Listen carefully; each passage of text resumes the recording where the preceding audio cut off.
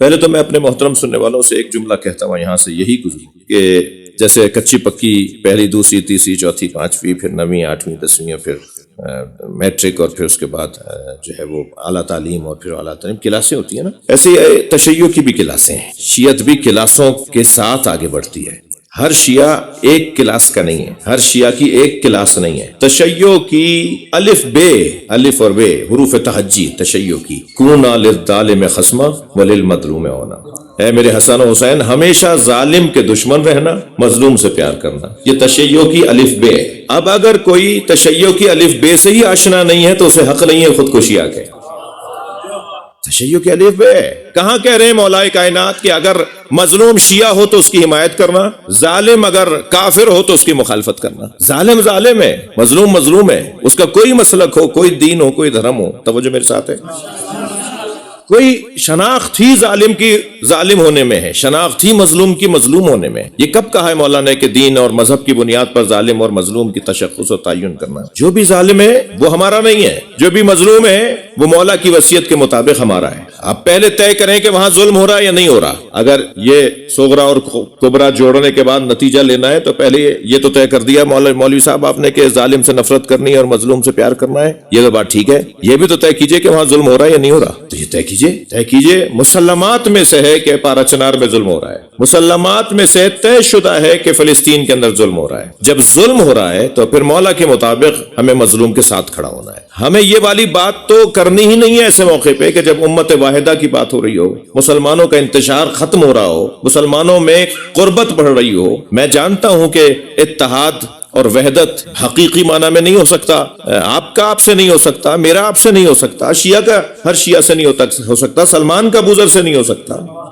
تو وحدت بے معنی ایک ہو جانا، وحدت بے معنی اکائی کی صورت میں بدل جانا، یہ معنی یقیناً ہم بھی نہیں لیتے مراد. ایک محاورتاً اور الفاظ منظم ہو چکے ہیں، مرتب ہو چکے ہیں، اس بنیاد پر ہم کہتے ہیں. ورنہ ہم جس معنی میں وحدت کہہ رہے ہیں وہ وہی معنی ہے جس میں اعتراض کرنے والا تقریب کہہ رہا ہے. تقریب اور وحدت جس معنی میں وحدت کے مخالف لفظ تقریب کو استعمال کر رہے ہیں، ہم اسی معنی میں لفظ وحدت کو استعمال کر رہے ہیں. مگر رائج ہو چکا ہے، ہمیں پتا ہے کہ ہمیں بھی پتا ہے کہ وہ کبھی بھی ہاتھ کھول کے ہمارے کہنے پہ نماز نہیں پڑھے گا، ہم بھی اس کے کہنے پہ ہاتھ باندھ کے نماز نہیں پڑھیں گے. وہ ایسے ہم سے 8 منٹ پہلے ہی روزہ کھولے گا، ہم 8 منٹ بعد ہی روزہ کھولیں گے. مگر کیا روزہ 8 منٹ اور 10 منٹ اور پہلے اور بعد میں کھولنے والا آپس میں لڑے مارے ایک دوسرے کو، اس بنیاد پر ایک دوسرے کے خون کے پیاسے ہو جائیں؟ نہیں، ایسا نہیں ہے. تقریب، وحدت، اتحاد. ہمیں اس وقت فلسطینی مجاہدوں نے، فلسطینی مظلوموں نے متحد کر دیا ہے. یعنی یہ بندہ حقیر جو آپ کے سامنے بیٹھا ہے ان میں سے ایک ہے کہ جو پاکستان کے اندر ان الجھنوں کا شکار ہے. یعنی اس کے ساتھ یہ مسائل ہیں، گالیاں دی جاتی ہیں، نام لے کر بدتمیزیاں کی جاتی ہیں، مذاق اڑایا جا رہا ہوتا ہے اور کیا کچھ نہیں کہا جا رہا ہوتا. اور ان کے ذہنوں میں جو سالم اور بہتر لوگ ہیں ان کے ذہنوں میں بھی زہر گھولا جا رہا ہوتا ہے. مگر وہ لوگ بھی جو مثلاً پچھلے 4 سالوں سے پاکستان میں ہمارے ساتھ تناؤ کا شکار رہے، وہ بھی اب فلسطین کے مسئلے پہ ہمارے ساتھ ریلی میں شریک، وہ بھی ان اجلاسات اور ان میٹنگز میں، ان ملاقاتوں میں ہمارے ساتھ شریک ہیں. میں تو اس زاویے سے بھی اس مصیبت کو لے رہا ہوں کہ اس مصیبت نے، فلسطینی مجاہدوں نے، فلسطینی مظلوموں نے پوری دنیا کے مسلمانوں کو متحد کر دیا. یہ کتنی بڑی نعمت ہے، اس نعمت کو کم جانا جائے گا. لہٰذا عزیز علیہ ما عنتم، میرا رسول تمہاری پریشانیوں میں پریشان رہتا ہے. اگر ایک باپ کے 4 بچے ہوں اور چاروں لڑے ہوئے ہوں آپس میں، ان میں سے ایک پریشان ہو جائے تو ان بھائیوں میں سے 4 بچوں میں سے ایک بچہ پریشان ہو جائے تو سارے بچے دیکھتے ہیں کہ ابا پریشان ہے، اور وہ بھائی جو اس بھائی سے لڑے ہوئے تھے وہ اب اس وجہ سے پریشان ہوتے ہیں کہ ابا پریشان ہے. اگر میرا کوئی تعلق نہیں ہے فلسطین سے، میرا کوئی تعلق نہیں ہے مثال کے طور پہ افغانستان سے، اگرچہ ایسا نہیں ہے لیکن فرض کریں، اور یہ آیت مجھے سمجھا رہی ہے کہ امت کی پریشانی میں نبی پریشان ہوتے ہیں، تو پھر مجھے پریشان ہونا چاہیے نا کہ اس امت کا باپ انا والی ابوا هذه الامه، میں اور علی اس امت کے 2 باپ ہیں. اس قاعدے کے مطابق نبی مکرم امت کے باپ ہیں. امت کا باپ پریشان ہے تو امت ہی کیسے پریشان نہیں ہوگا جبکہ باپ پریشان ہو. ہمیں جب پتہ ہے کہ نبی مکرم امت کی پریشانی میں پریشان ہوتے ہیں، قرآن کہہ رہا ہے، تو یہ نبی کا کلمہ پڑھنے والے لوگ، یہ نبی کا نام لینے والے لوگ، انہی میں سے نکل کے آنے والے ولایت علی کی طرف آنے والے لوگ، اور بہت آسانی سے نہیں بول سکتا میں، مجھے تعجب ہوتا ہے اپنے اوپر کہ ہم نے صرف لا الہ الا اللہ محمد الرسول اللہ علیہ وآلہ زبان پہ جاری کیا، ہاتھ بہت ٹکا کے سینے پہ مارتے ہیں ماتم کرتے ہوئے، گلا پھاڑ کے ماشاءاللہ خوب نوحہ اور مثلا مرثیہ پڑھتے ہیں، تقریر کرتے ہوئے ہم حال سے بے حال ہو جاتے ہیں، ہم اس بنیاد کے اوپر، ہم صرف اس بنیاد کے اوپر بہت سارے لوگوں کو شیعت سے نکال دیں؟ کیا معلوم کہ جسے آج ہم غیر شیعہ کہہ رہے ہیں وہ مرنے سے پہلے علی ولی اللہ پڑھ لے اور اس کا معاملہ مولا سے اچھا ہو جائے، اور کل میں مولا کے سامنے شرمندہ ہو جاؤں کہ میں اس کو برا کہتا رہا۔ مجھے اپنے اخلاق کے ذریعے سے، مجھے اپنے کردار کے ذریعے سے انہیں اہل بیت کی طرف راغب کرنا ہے۔ نبی امت کی پریشانی میں پریشان ہے، یہ قرآن کہہ رہا ہے، اور اس وقت فلسطینی مسلمان، اس وقت پارا چنار کے مومنین پریشان ہیں۔ پارا چنار ایک سرحدی علاقہ ہے، پاکستان کی 2 سرحدیں ہندوستان سے لگتی ہیں، یا 2 علاقے ایسے ہیں جہاں شیعہ نشین وہ منطقہ ہے اور وہ ہندوستان کے ساتھ اس کا بارڈر لگتا ہے، اور ایسے ہی ایک علاقہ ہے، 2 علاقے ہیں کہ جن کے ساتھ افغانستان کا بارڈر لگتا ہے، ان میں سے ایک پارا چنار ہے۔ ہم سرحدوں پر بیٹھے ہوئے جو حیدر کرار کے چاہنے والے مومنین ہیں وہ معمولاً مشکل میں رہتے ہیں، معلوم ہوا کہ وہاں سے کچھ ہوا، یہاں سے کچھ ہوا، تکلیف انہیں ہوتی ہے جو سرحد پہ رہ رہے ہوتے۔ پارا چنار پاکستان کا وہ سرحدی علاقہ ہے جس کے اس پار افغانستان ہے، اور وہاں سے گزشتہ دنوں جو حالات ہوئے وہ آپ کے پیش نظر ہیں کہ باقاعدہ بیرونی سرحد پار دشمنوں نے پارا چنار کے اوپر حملہ کیا، اور متعدد مومنین شہید ہوئے اور متعدد زخمی ہوئے۔ لیکن ابھی جو آج میں جب آپ اس اجلاس کے لیے، آپ کی زیارت کے لیے حاضر ہو رہا تھا، تو ہم نے رابطہ کیا پشاور اور پارا چنار کے دوستوں سے، یوں تو آئے دن رابطہ ہے، مگر اس حوالے سے خاص طور پہ رابطہ کیا کہ میں تازہ ترین صورتحال سے آگاہ رہوں تاکہ بیان بھی کر سکوں، یا کوئی پوچھ سکے تو میں بتا سکوں کہ وہ جنگ بندی کا مرحلہ الحمدللہ مکمل ہو چکا ہے۔ اب نہ وہاں سے حملہ ہو رہا ہے، نہ یہاں سے کوئی دفاعی جواب جا رہا ہے، اور راستہ بھی کھل گیا ہے، مگر اب جو پارا چنار سے پشاور یا اور ملک کے اندر آنے والے جو رستے ہیں اس پہ پولیس اور جو ان علاقوں کی جو فورسز ہیں ان کے کانوائے کی صورت میں گاڑیاں یعنی طے ہو جاتا ہے کہ اتنے بجے بسیں گزریں گی، اور ان کے آگے پیچھے محافظین ہوتے ہیں، ملکی محافظین ہوتے ہیں جو انہیں ملک کے اندر لے کر آتے ہیں، یعنی شہری علاقوں کے اندر لے کے آتے ہیں، بارڈر کے علاقوں سے شہری علاقوں میں۔ مثلا پارا چنار سب سے بڑا پشاور سب سے بڑا شہر ہے سرحد کا، تو ان کے باقاعدہ حفاظت ہو رہی ہوتی ہے، ان کے آگے پیچھے گاڑیاں چل رہی ہوتی ہیں، یہ طے شدہ ہے۔ لیکن اس کے علاوہ بھی لوگ گزر رہے ہیں، حالات معمول کی طرف جا رہے ہیں۔ کچھ جو معاملات ہیں ان میں ہماری جانب سے کچھ چیزوں میں عدم رضایت کا اظہار ہوا کہ جب ان کی طرف سے مذاکرات میں، اچھا دیکھیں یہ والی گفتگو میں کیسا سناٹا ہو گیا ہے، آپ غور کر رہے ہیں؟ میری بہنیں بھی، وہ تو پہلے بھی خاموش تھیں مگر بچے بھی خاموش ہو گئے۔ ان کی صحت و سلامتی کے لیے آپ سب کی توفیقات میں اضافے کے لیے صلوات پڑھیں۔ اللہم صل علی، آپ کو احساس نہیں ہوا ہوگا، مجھے ہوا ہے احساس، اس لیے میں نے بات کی۔ ایک اور صلوات پڑھ لیں گے؟ اللہم صل علی محمد۔ تو عرض یہ کر رہا تھا کہ الحمدللہ کسی حد تک ہماری جانب سے جب ان کی طرف سے ایک مذاکرے کے لیے گفتگو آگے بڑھی اور ان کی طرف سے کچھ ایسے لوگوں کو اس میں بٹھایا جا رہا تھا جو ہمارے علاقائی شخصیات نے اسے تسلیم نہیں کیا کہ ہم ان کے ساتھ نہیں بیٹھیں گے، جو ہماری تکفیر کرتے ہیں ہم ان کے ساتھ نہیں بیٹھیں، تو اس بنیاد پہ مذاکرات نہیں ہوئے جس معنی میں وہ چاہتے تھے، اور الحمدللہ امن کسی حد تک بحال ہے۔ حل یہ نہیں ہے، کچھ دن کے بعد پھر وہاں سے شرارت ہوگی اور کچھ دن کے بعد پھر یہاں سے کوئی جواب ہوگا۔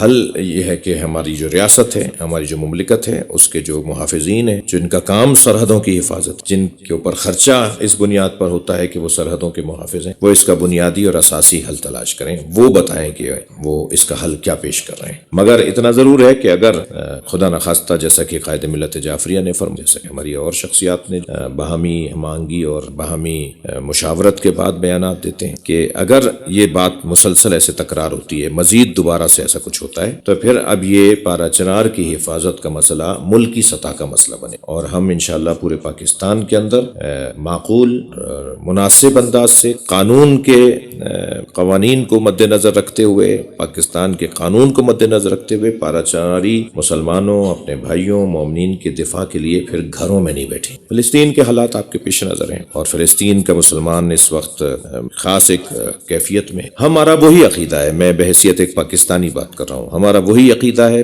فلسطین کے بارے میں جو ڈاکٹر علامہ اقبال کا۔ سب سے پہلے اسرائیل کے خلاف، صہیونیوں کے خلاف ان کی جارحیت کے حوالے سے سب سے پہلا خطاب بر صغیر کے مسلمانوں کی طرف سے علامہ اقبال نے کیا تھا دہلی میں 1935 کے اندر۔ سب سے پہلا خطاب فلسطینیوں کی حمایت میں اور مسلمانان ہند کی طرف سے، اور پھر اس کے بعد قائد اعظم محمد علی جناح نے اپنا خطاب فلسطینیوں کی حمایت میں اسرائیلیوں کے خلاف ہند کے مسلمانوں کے رہنما کے عنوان سے کیا تھا، اور ان کے خطاب میں، وہ اتفاق سے میرے موبائل میں بھی وہ تحریر موجود ہے، قائد اعظم کی تقریر اور ڈاکٹر علامہ اقبال کی تقریر۔ توجہ نہیں رہی ہے، ہم استاد باقر فخار اللہ ان کو طول عمر عطا فرمائے، ان کی خدمت میں رہتے، توجہ نہیں رہی اور موبائل کا دم نکل گیا، یعنی بیٹری آف ہو گئی، تو میں ورنہ وہ پڑھ کے بھی آپ کو وہ الفاظ سناتا کہ علامہ اقبال نے کیا فرمایا ہے فلسطین کے حوالے سے، اور قائد اعظم نے فلسطین کے حوالے سے کیا فرمایا۔ تو قائد اعظم نے بھی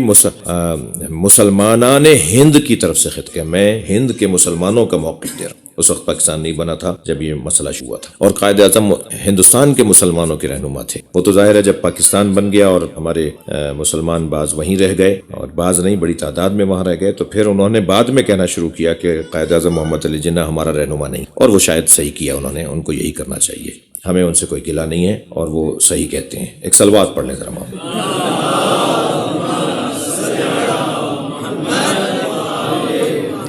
تو قائد اعظم نے بھی، محمد علی جناح نے بھی اور ڈاکٹر علامہ اقبال نے بھی جو موقف پیش کیا تھا فلسطین کے حوالے سے، وہی ہم مسلمانوں کا موقف، ہم اس خطے کے مسلمانوں کا موقف۔ ہم اسرائیل کو ایک قابض جارح اور ایک ظالم تصور کرتے ہیں، ہم فلسطینیوں کو مظلوم اور مقہور تصور کرتے ہیں، اور ظالم سے مخالفت اور مظلوم سے پیار یہ تشیع کا الف بے ہے۔ لہٰذا ہم کھڑے ہیں ان کے ساتھ، اور اس موقع پہ الحمدللہ پاکستان میں بھرپور ریلیاں، بھرپور اجتماعات ہوئے، سنی شیعہ نے مل کر کیے، بہت اچھا منظر بنتا چلا جا رہا ہے۔ ہماری جانب سے آیت اللہ سیستانی کے جو اور مراجع تقلید کے جو اسرائیلی صہیونی حکومت کی سپورٹ میں بننے والی کمپنیاں یا وہ کمپنیاں جو ان کو مالی اعانت کرتی ہیں، ان کے نام نہیں لیے جاتے فتوے میں۔ قاعدہ بیان کیا جاتا ہے کہ اگر کوئی کمپنی، کوئی مصنوعات والی کمپنی، کوئی صنعت اگر ان کو حمایت کرتی ہے مالی طور پر، تو اس کی مصنوعات کو خریدنا شرعاً جائز نہیں ہے۔ نام نہیں بتاتے، ہمارے فقہا کا کام مصداق بتانا نہیں ہے،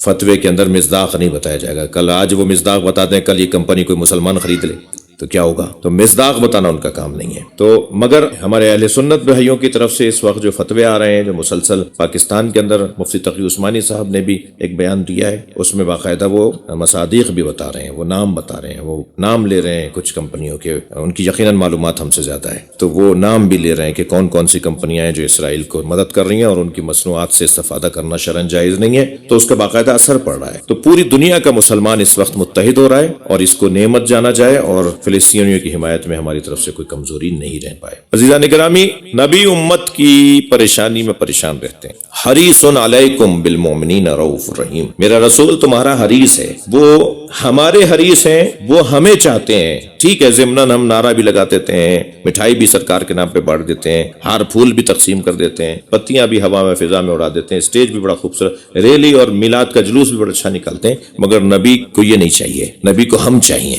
جب امام حسین علیہ السلام نے زہیرقین سے کہا کہ میرا ساتھ دو، تو انہوں نے اپنا تازہ فربا صحت مند سفید رنگ کا بہت تیز دوڑنے والا گھوڑا امام حسین کے حوالے کیا کہ یہ میری طرف سے لے لیں۔ امام نے فرمایا مجھے تمہارے گھوڑے کی ضرورت نہیں ہے، مجھے تمہاری ضرورت۔ امت نبی مکرم کی ہو جائے، ہم نبی کے ہو جائیں۔ نبی مکرم گزر رہے تھے ایک بازار سے، ایک رستے سے، بچوں نے گھیر لیا، کسی نے دامن پکڑ لیا، کسی نے انگلی پکڑ لی، کوئی لپٹا چپٹا کھڑا ہے، تو سرکار نے جیب میں ہاتھ ڈالا اور اپنی دونوں جیبوں سے اخروٹ کے دانے نکالے اور ایک ایک دانہ ایک ایک بچے کو دے دیا۔ وہ بچے جس کو اخروٹ ملتا رہا وہ چھوڑ کے جاتا رہا۔ حضرت نے مسکرا کے فرمایا دیکھا انہوں نے اخروٹ کے عوض مجھے چھوڑ دیا۔ تو بہت سارے لوگ نبی کو بار بار چھوڑتے ہیں، نبی کو بار بار چھوڑ دیتے ہیں۔ نبی کو چھوڑنا نہیں ہے، ہم نبی کے ہو جائیں، یہ اللہ ہم سے چاہتا ہے کہ میرا نبی تمہارا حریص ہے، تمہیں چاہتا ہے۔ اگر صفت حرص کا متعلق اچھا ہوگا تو صفت حرص اچھی ہوگی، متعلق برا ہوگا تو صفت حرص بھی بری ہوگی۔ زید حریص علی الدنیا، یہ مذمت ہو رہی ہے، دنیا کا حریص ہے زید، یہ مذمت ہو رہی ہے۔ لیکن اگر کہا جائے گا زید حریص علی العلم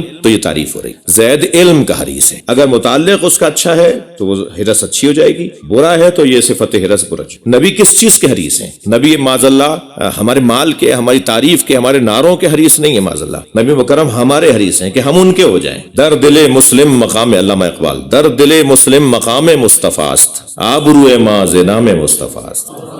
اگر مسلمان چاہتا ہے کہ ہماری آبرو محفوظ رہے تو ہمیں نبوی ہونا پڑے، ہمیں نبی کا ہونا پڑے گا۔ ہم کس کے ہیں بھائی؟ آپ کس کے ہیں؟ ہم نبی کے ہیں، یہ نبی کا ہونا پڑے گا۔ اور ویسے بھی عزیزان گرامی، ہم سب فطری طور پر، توجہ چاہوں گا، فطری طور پر اثر پذیر بھی ہیں اور اثر گزار بھی ہیں۔ ہم کہیں اثر لیتے ہیں اور کہیں اثر چھوڑتے ہیں۔ جہاں ہم مضبوط ہوتے ہیں وہاں اثر چھوڑتے ہیں، اثر گزار ہو جاتے ہیں، اور جہاں ہم کمزور ہوتے ہیں وہاں اثر پذیر ہو جاتے ہیں۔ ہمیں اتنا مضبوط ہونا ہے کہ ہم اثر قبول نہ کریں بلکہ اثر گزار رہیں۔ خاص طور پر جن کے پاس نبی ہوں، جن کے پاس علی ہوں، جن کے پاس سیدہ ہوں، جن کے پاس کربلا ہو، اثر گزار رہے گا، اثر پذیر نہیں ہوگا۔ علامہ اقبال جب جرمنی پڑھنے کے لیے گئے تو وہاں جرمن زبان میں پڑھایا جاتا تھا، وہاں کی یونیورسٹیز کی زبان جو ہے وہ جرمن زبان تھی۔ علامہ اقبال نے فرمایا میں تو انگریزی میں پڑھوں گا۔ اتنے قابل شاگرد تھے علامہ اقبال کہ وہاں کی حکومت کو، نظام تعلیم کو وہاں کی زبان بدلنا پڑی اور ان کی وجہ سے وہاں انگریزی میں تعلیم شروع ہوئی۔ علامہ اقبال وہاں رنگینیوں کو دیکھنے کے بعد تو کچھ اور ہو جانا چاہیے تھا انہیں، مگر واپس آنے کے بعد اور زیادہ انقلابی ہو گئے۔ اب اس کی علت انہوں نے اثر گزاری کی علت کہ وہاں پہلے انگریزی زبان رائج کروائی اور پھر واپس آ کے اور انقلابی ہو گئے۔ اس اثر گزاری کی علت کو علامہ اقبال نے 2 مصروں میں بیان کیا ہے۔ اقبال کہتے ہیں کہ خیرہ نہ کر سکا مجھے جلوے دانش فرنگ، فرنگ یعنی یورپ، مغرب، خیرہ نہ کر سکا، فرنگی کہتے ہیں نا، فرہنگ نہیں، فرنگ، فرہنگ اور ہے، فرنگ اور ہے۔ خیرہ نہ کر سکا مجھے جلوے دانش فرنگ، سرما ہے میری آنکھ کا خاک مدینہ و نجف۔ میری آنکھ میں مدینہ اور نجف کی خاک کا سرما لگا ہوا ہے۔ جو محمدی ہو اور جو حیدری ہو وہ کسی سے اثر نہیں لیتا بلکہ اس پہ اثر چھوڑتا ہے۔ تو ہمیں نبی مکرم کا ہو جانے سے یہ فائدہ ہوگا کہ ہم پھر سرداری کریں گے دنیا کے اوپر، ہم سالاری کریں گے دنیا پر۔ پھر اقبال مجھے یاد آ گئے کہ تہران گر ہو عالم مشرق کا جنیوا، میں جنیوا دیکھ کر آیا ہوں، پوری دنیا کا مرکز ہے وہ۔ جتنے بھی بڑے ادارے ہیں دنیا کے، اقوام متحدہ اور نہ جانے کیا کیا، اس کے جو ایکیڈمک سائڈ ہے وہ جنیوا کے اندر ہے۔ جتنے بھی دنیا کو چلانے والے ادارے ہیں ان سب کا جو ہیڈ آفس ہے وہ جنیوا میں ہے۔ اقبال کہتے ہیں کہ تہران گر ہو عالم مشرق کا جنیوا، شاید کہ کرۂ ارض کی تقدیر بدل جائے۔ تو اقبال پیشگوئیاں کر کے گئے۔ عزیزو، ہم نبی کے ہو جائیں تو ہماری قسمت سنور جائے گی اور مسلمانوں کی عزت رفتہ بحال ہو جائے گی۔ اور خاص طور پر ہمارے پاس تو سرمایہ ڈبل ہے، ہم نبوی بھی ہیں اور ہم حیدری بھی ہیں۔ ہمارے دل و دماغ کے حاکم سرکار دو جہاں بھی ہیں اور ان کے نور سے جس کا نور بنا وہ علی بھی ہے۔ تو ہمارے پاس سرمایہ زیادہ ہے، ہمارے پاس دنیا پر حکومت کرنے کا، دنیا پر تسلط حاصل کرنے کا، دنیا کو رہنمائی کرنے کا۔ تسلط بے معنی بادشاہت اور حاکمیت بے معنی جلادیت نہیں ہے، بلکہ دنیا کو رہنمائی کرنے کا، دنیا کی پیشوائی، دنیا کو مسائل سے نکال کر ایک مدینہ فاضلہ تک لے جانے کا جو نسخہ ہے وہ ان کے پاس ہے کہ جن کے ہاں کربلا ہے، جن کے پاس امام حسین کا وجود ہے، جن کے پاس شہادت کا جذبہ ہے، قربانی کا شوق ہے۔ اللہ ہمیں ان باتوں پہ عمل کی توفیق عطا فرمائے۔